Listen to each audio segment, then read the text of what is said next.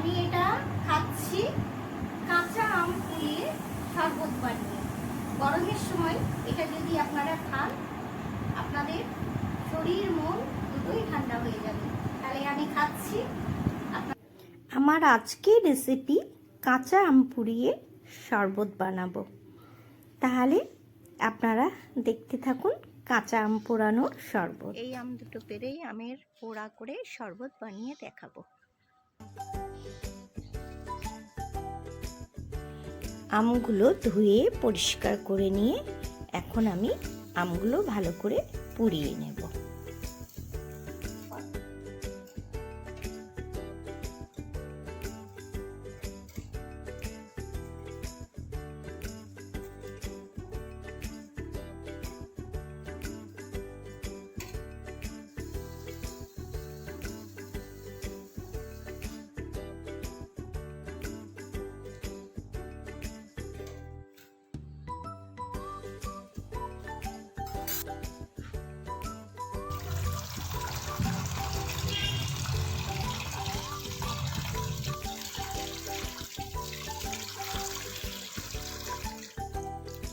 আম দুটোকে ঠান্ডা জলে ধুয়ে নিলাম, খোসাটা ছাড়াতে সুবিধা হবে।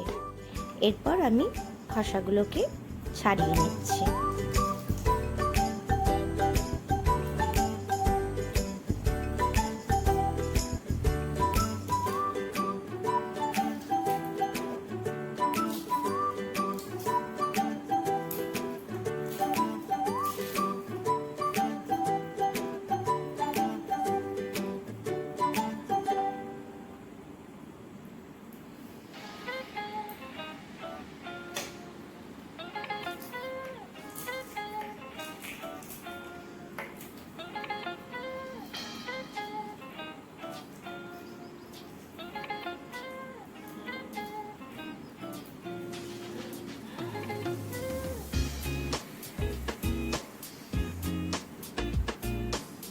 আবারও আম দুটোকে আমি ভালো করে ধুয়ে নেব, তার কারণ পোড়া পোড়া কিছু কালো কালো অংশগুলো আমের গায়ে লেগে আছে, তাই পরিষ্কার করে ধুয়ে নিলাম। এরপর গ্রেট দিয়ে এটাকে আমি গ্রেট করে নেব।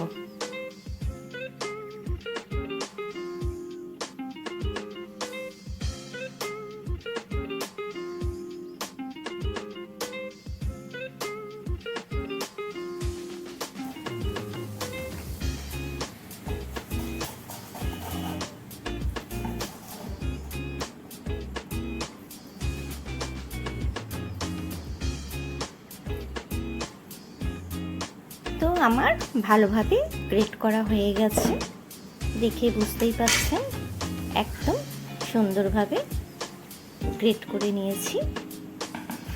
এরপর আমি মিক্সি জারের মধ্যে এটাকে আমি মিক্সিতে একটু পেস্ট করে নেব।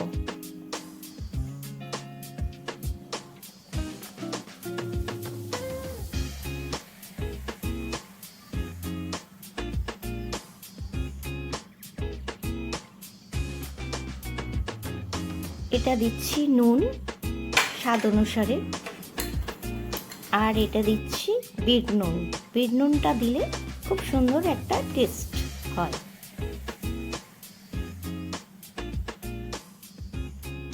চিনি দিচ্ছি 4 চা চামচ।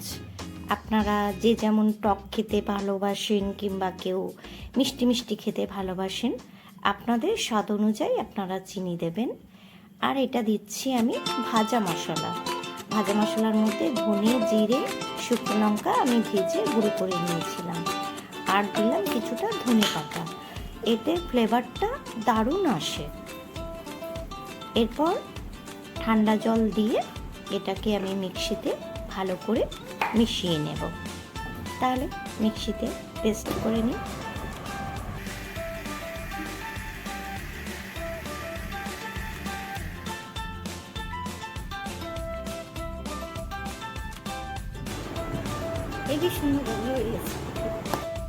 খুব সুন্দরভাবে মিক্সিতে আমার মেশানো হয়ে গেছে। এরপর এই আম পোড়া শরবতের মধ্যে আমি কিছুটা বরফ মিশিয়ে দেবো। বরফটা দিলে ঠান্ডা ঠান্ডা খেতে খুব ভালো লাগে। যদি বরফ না থাকে তাহলে ঠান্ডা জলে বানালেও খুব সুন্দর টেস্টি, খুব স্বাদু খেতে লাগে। তাহলে আমি খেয়ে দেখাচ্ছি, আপনারাও খেয়ে দেখবেন বাড়িতে বানিয়ে। অনেকের গাছ থাকে, অনেকের আম গাছ থাকে না, বাজার থেকে কাঁচা আম কিনে এনেও আপনারা বাড়িতে বানিয়ে এটা খাবেন, বাড়ির লোকেদেরকেও খাওয়াবেন। এটা আমি খেয়ে দেখছি কেমন হয়েছে। দারুণ হয়েছে, সত্যিই দারুণ হয়েছে। আজকের এই আম পোড়া রেসিপিটি যদি আপনাদের ভালো লেগে থাকে অবশ্যই একটা লাইক করবেন, বন্ধুদের সাথে শেয়ার করবেন।